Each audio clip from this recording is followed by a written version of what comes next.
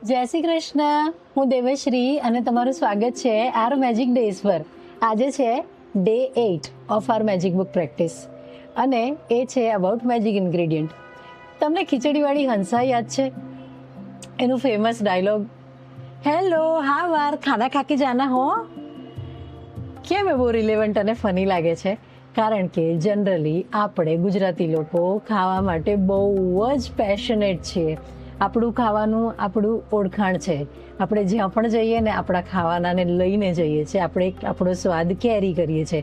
આપણને ખૂબ ગમે છે ખાવાનું અને આપણે દિલથી ખાઈએ છીએ. ખૂબ ખુશ થઈને ખાનારી જનતા છે ગુજરાતીઝ. ઓકે, તો આ વિચારતા બી કેટલી ખુશી થઈ ગઈ ને ગુજરાતી ખાવાનું. યસ, હવે આપણે કોન્ટિનેન્ટલ બી ખાઈએ છીએ, ઇન્ટરનેશનલ બી ખાઈએ છીએ, ખુશ થઈને ખાઈએ છીએ, ઘરમાં ખાઈએ છીએ, બહાર ખાઈએ છીએ. આપણો દિવસ અને આખી 12 જે 12 મહિના ખાવાનાની અરાઉન્ડ ઇવોલ્વ કરે છે. હવે આ જે પ્રેક્ટિસ છે ને આજની, એ બહુ ફની છે અને ઇમ્પોર્ટન્ટ છે કારણ કે એ છે અરાઉન્ડ ફૂડ. હવે આપણી પાસે જ્યારે ખાવાનું આવે છે ત્યારે આપણે શું કરીએ છીએ? દેવશ્રી, અમે જ્યારે બહાર જઈએ છીએ ત્યારે જેવું ખાવાનું આવ્યું વગર ભૂલે અમે એનો ફોટો પાડીએ છીએ, વોટ્સએપ પર મૂકીએ છીએ સ્ટેટસમાં, ઇન્સ્ટાગ્રામ માટે રીલ બનાવીએ છીએ, એન્જોયિંગ વિથ ફ્રેન્ડ્સ, અહીંયા ફલાણી ઢીકની જગ્યાએ ટેગ કરીને પછી ખાવાનું ખાઈએ છીએ. અને ઘરે જો બહુ સરસ હોય તો ફોટો પાડી લઈએ છીએ કે આજે આ ખાધું, હોમ ફૂડ કરીને.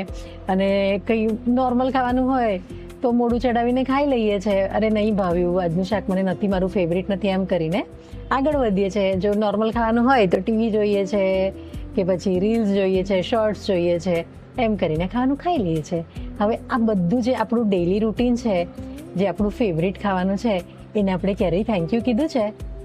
થેન્ક યુ ખાવાના રે. હા, પેલો વેટર આપી જાય તો કહીએ છે ના, એ તો એની સર્વિસ માટે આપણે થેન્ક યુ કીધું. આપણે જમવાનાને, ઇટ્સ સેલ્ફને જમવાનાને થેન્ક યુ કીધું નહીં ને?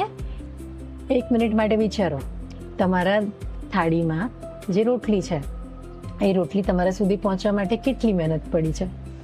કોઈ ખેડૂત હતો, એણે ઘઉં ઉગાડ્યા, એણે મહેનત કરીને પછી એને ઘઉંને થ્રેશિંગ થયું, એ પછી એ ગોડાઉનોમાં પહોંચ્યું, કોઈએ એ લોકો માર્કેટમાં ગયા, ગોડાઉનમાં પહોંચ્યું, ટ્રાન્સપોર્ટ દ્વારા ગામડાઓથી શહેરમાં આવ્યું, શહેરથી એ બધા દુકાનવાળા પાસે આવ્યું, જેની પાસેથી આપણે ખરીદ્યું, મમ્મીએ સાફ કરીને એને ભરીને પછી ઘંટીમાં દડાવીને આવ્યું, પછી એને આપણે સ્ટોર કરીને મમ્મીએ મહેનત કરીને ભાખરી બનાવી, રોટલી બનાવી. આ તમારી વાઈફ બી હોઈ શકે, આ ઘરમાં ખાવાનું બનાવવાવાળા માસી પણ હોઈ શકે. એટલા પ્રેમથી એ લોકોએ રોટલી બનાવી, જેમાં ગેસ બી ઇન્વોલ્વ હતો, પાણી બી ઇન્વોલ્વ હતો, બધું જ ઇન્વોલ્વ હતું. તો એક રોટલી બનવામાં, એક રોટલીને આપણી થાળી સુધી પહોંચવામાં કેટલી મહેનત છે, કેટલી બધી મહેનત છે ને? 6 મહિના કદાચ મિનિમમ મહેનતથી એક જે ઘઉં છે, ઘઉંનો દાણો રોટલી બનીને આપણા સુધી પહોંચે છે. તો એ મહેનતને આપણે એપ્રિશિએટ કરવી જોઈએ ને, ખૂબ જરૂરી છે. તો આ તો એક ખાલી રોટલીનો એક્ઝામ્પલ થશે. દરેક શાકભાજી, દરેક ધાન, દરેક વસ્તુ મહેનત માંગી લે છે. તો એ મહેનતને આજે એપ્રિશિએટ કરવાનો દિવસ છે. એ બધાને દિલથી થેન્ક યુ કહેવાનો દિવસ છે. તો આપણી થાળી જ્યારે આપણી પાસે આવે ને ત્યારે પહેલાં આપણે પ્રાર્થના કરતા હતા, ભગવાનનું નામ લેતા હતા. હવે તો બહુ ઓલ્ડ ફેશન થઈ ગયું, હવે અમને તો ખબર જ નથી કઈ પ્રાર્થના કરવાની. તો આજે આપણે એક યુનિવર્સલ પ્રાર્થના કરી. આજે આપણે થેન્ક યુ કહીએ. આજે બધા લોકોને થેન્ક યુ કહીએ જે લોકો આપણે ઘર સુધી અન્ન પહોંચાડવામાં આપણે માટે એમાં ઇન્વોલ્વ છે. બધાને થેન્ક યુ કહીએ, અન્નને થેન્ક યુ કહીએ. અન્ન હિ પરમ બ્રહ્મ. તો એ અન્નને થેન્ક યુ કહીએ, થેન્ક યુ કહીએ, થેન્ક યુ કહીએ, થેન્ક યુ કહીએ. જેટલી વાર કહેવાતું હોય એટલું કહીએ.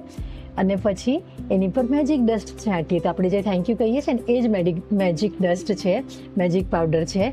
એની પર સોનેરી પાવડર છાંટીએ. Thank you, thank you, thank you મનમાં છાંટીએ, આમ કરીને છાંટીએ, પેલા આમ કરીને છાંટે છે, જેમ છાંટવો એ થેન્ક યુ કહીએ ને પછી જમીએ.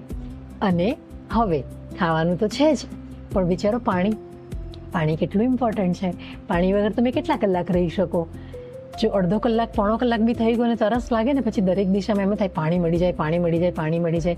નિર્જલા એકાદશી કરી છે, ખ્યાલ હશે. જે લોકો રોજા રાખતા હશે એ લોકોને ખ્યાલ હશે કે કેટલું ઇમ્પોર્ટન્ટ છે પાણી. આખા દિવસમાં એમ જ થાય પહેલાં હું પાણી પીવું, મારે પહેલાં પાણી પીવું છે. એ પાણી કેટલું ઇમ્પોર્ટન્ટ છે. જલ હી જીવન છે. જ્યારે પાણી પીવો ને તો એ પાણીને બી થેન્ક યુ કહેજો.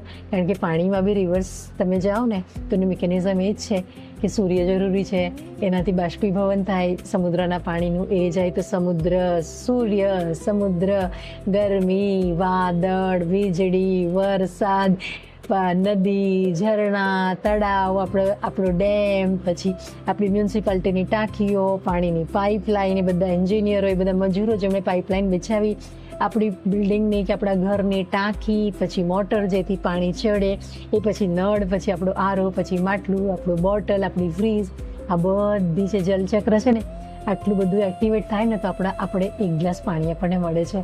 તો આટલી મહેનત કરીને જે આટલી મુસાફરી કરીને પાણી પહોંચ્યું ને આપણા સુધી આટલું ઇઝીલી, તેને ખૂબ ખૂબ ધન્યવાદ કહેજો. Thank you for the water. જીવનદાતા જળને ખૂબ ખૂબ થેન્ક યુ. અને એની પર બી thank you, thank you, thank you કરીને મેજિક ડસ્ટ છાંટજો.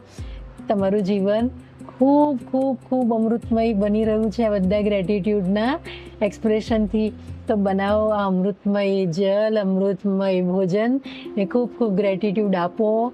અને હા, ભૂલી જવાશે સ્ટાર્ટિંગમાં, આવું યાદ નહીં રહે કે જમતી વખતે કહેવાનું છે, કારણ કે આદત નથી ને, આપણી મસલ મેમરી નથી થેન્ક યુ કહેવાની, તો ભૂલી જવાશે. પછી એમ થશે હું ભૂલી ગયો. Don't worry, we are not robots. પાછું મનમાં યાદ કરો કે જે મેં જમવાનું જમ્યું ને એના માટે થેન્ક યુ, મેં જે પાણી પીધું ને એના માટે થેન્ક યુ. એક બે દિવસ આવું થશે ને પછી હંમેશા યાદ રહેશે થેન્ક યુ કહેવાનું. તો થેન્ક યુ કરતા રહો, ગ્રેટિટ્યૂડ ફીલ કરતા રહો અને મોજમાં રહો.